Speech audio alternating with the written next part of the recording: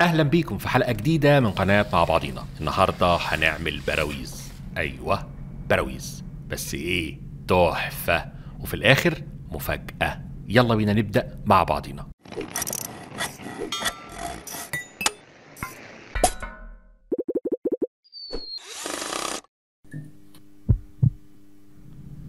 هنحتاج سدايب كونتر 18 مللي بعرض 4 سنتي، وهنستعمل دليل القص اللي عملناه قبل كده ابو ناحية 90 وناحية 45، وطبعا هنقص على 45 وهنخلي القص على سيف السدايب. نحط السدابة تحت الدليل، نثبت الطرفين بقمط، ونبدأ القص بأي منشار.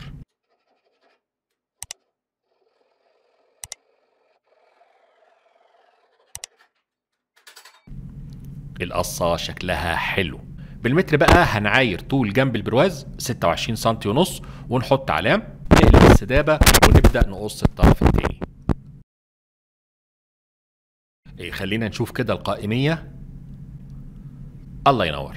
تمام كده قصيت الأربع أضلاع، 2 بطول 26 سنتي ونص و2 بطول 30 سنتي ونص. دي المقاسات المناسبة للصورة اللي أنا ناوي أستعملها.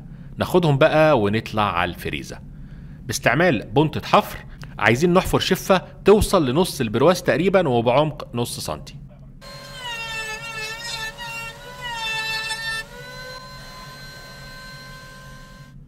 بالشكل ده عملنا الأربع أضلاع للبرواز، وهنبتدي نجمعهم بقى بالغرة والتيب وشوية أساتك. الضلعين الصغيرين نحط على أطرافهم تيب، وبعدين شوية غرة ونفرده كويس، ونبدأ بقى نجمع الضلعين التانيين. نشد كويس التيب ونلزقه، وبعد ما نجمع الأربع أضلاع بنشد كام أستك عشان يثبتوا لي البرواز، ونتأكد إن الأركان مطبعة مع بعض.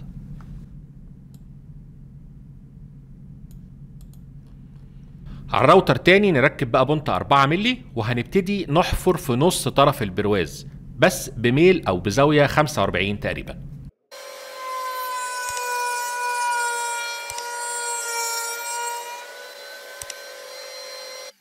تمام كده حفرنا المجرى. ده بقى فايدته ايه يا عمده؟ انا اقول لك. ده بالظبط على مقاس سدابه الابلكاش اللي هنثبتها هنا كده عشان تدي البرواز المتانه والقوه. هنقص بقى كام سدابه ابلكاش صغير، ونبتدي نغري الفتحات كويس، ونغري كمان السدايب ونركبها في مكانها مع دقتين بالشاكوش. وما تنساش اول باول تنظف الغرة الزياده بقماشه نص مبلوله.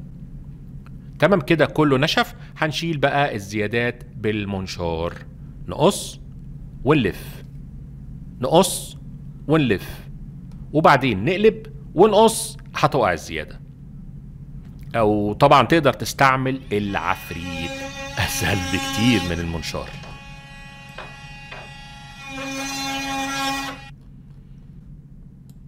نروح بقى على الصنفرة، نبدأ بورق 120 مثلا عشان نشيل زيادات السدايب ونفرد الخشب كويس، وبعدين درجة 220 عشان ننعم الخشب ويبقى فلة. وهتبقى فلة أكتر إنك طالما وصلت للجزء ده من الفيديو، يبقى احنا نستاهل تشترك معانا في القناة لو كنت مش مشترك. وما تنساش بقى تدعم اخواتك باللايك والشير عشان دايما نتقابل على خير. اوكي، نبدأ بقى الفينش. والأفضل فينش لميع، سواء سبراي رش أو ورنيش عادي. بس قبل الورنيش، هل بقى نسيبه على ابوه كده ولا نديله لون سيلر مثلا؟ عشان كده قررت اعمل برواز تاني. واحد هنخليه خشب طبيعي ابيض، والتاني هنديله لون مهوجني مثلا. وهستنى بقى تعليقاتكم وتقولوا لي مين فيهم شكله احلى. نبدا اول حاجه ندهن المهوجني، فرشه سفنج نفرش اللون، وبقماشه نمسح الزياده. بسيط قوي السيلر ده.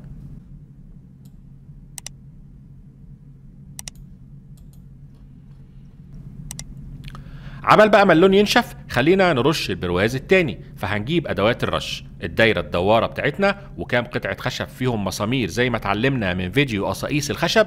نضرب الكمامه ونبدا الرش من جوه لبره زي ما اساتذتنا علمونا. نسيب بقى البراويز تنشف، ونجيب اكريليك شفاف 2 مللي، ونبدا بقى نقصه حسب مقاس البرواز بتاعنا. انا مش عايز اقول مقاسات خالص لان البرواز معتمد على مقاس الصوره اللي هتستعملها.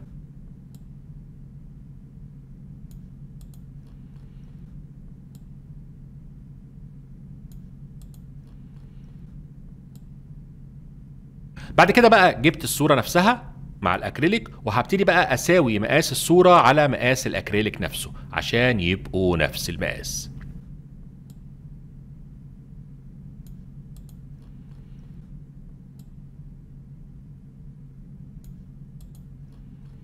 نيجي بقى لظهر البرواز. قصيت ابلكاش 4 مللي على نفس مقاس الظهر.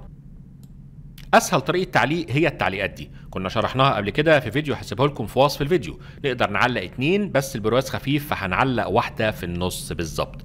بس صعب طبعا اضرب مسامير في الابلكاش ال 4 مللي، فقصيت سدايب صغيره بالشكل ده كده وهثبتها في نص الظهر. نحط اي علام يثبت لي مكان التركيب دايما، وبعدين شويه غيره، وبمسطره العلام هنركب السدابه في مكان يخليها متوسطنه بالظبط في نص الظهر. واقدر بقى اكرر العمليه دي حتى لو هعمل 6 براويز، وابقى عارف فين مكان التعليق بمنتهى السلاسه والاربعه والسته. نثبت بقى العلاقه بتاعتنا ونوحد مكان المسمار الاولاني باستعمال برضو مسطره العلام. نعمل ثقب ببنطه 1.5 مللي ونركب العلاقه بالمسمار في مكانها. كده انا ضمنت ان العلاقه في البراويز كلها هتبقى في ذات نفس المكان.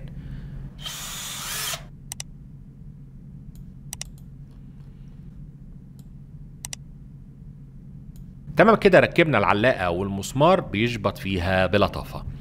نبدا بقى نسقط الاكريليك واللوحه والظهر. اهم حاجه ننظف كويس عشان الشغل بتاعنا ما ياخدش اي غبره بين الصوره والاكريليك. بنحط الاول الاكريليك مكانه ونعلم عشان نشيل بس طرف الورق اللي مغلف الاكريليك، انا عايز احافظ عليه لحد ما اخلص خالص التقفيل. نحط الاكريليك وننفخ برضو عشان نشيل اي ريش.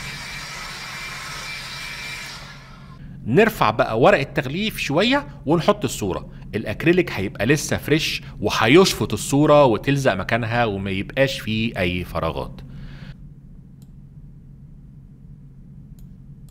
كم مسمار بقى بلدي شيش كده وندقدقهم ونثبت الظهر.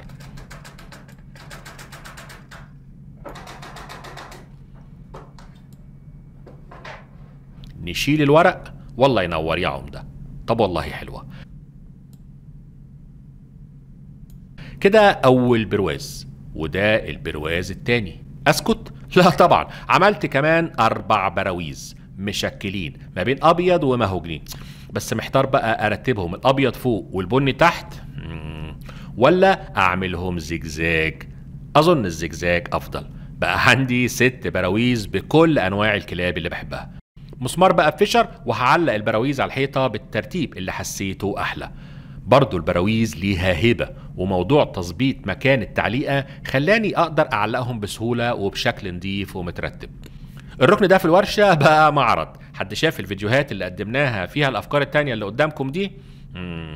انا عارف ان في اقوال وخلافات على حكم اقتناء الكلاب، فانا اخدت بالاحوط ومش قادر اجيب كلب، انما جبت صورة لانواع الكلاب اللي بحبها. اهي تصبيرة.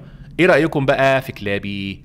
صحيح كنت هنسى، عايز اعرفكم على اسماء الكلاب بتاعتي: كرويلا، جاكسون، تيمون وبومبا، باد بوي، بوكسر يعني ملاكمة، واخيرا فيمس. يلا بقى مش هوصيكم على اللايك والشير، وان شاء الله نتقابل على خير. سلام عليكم.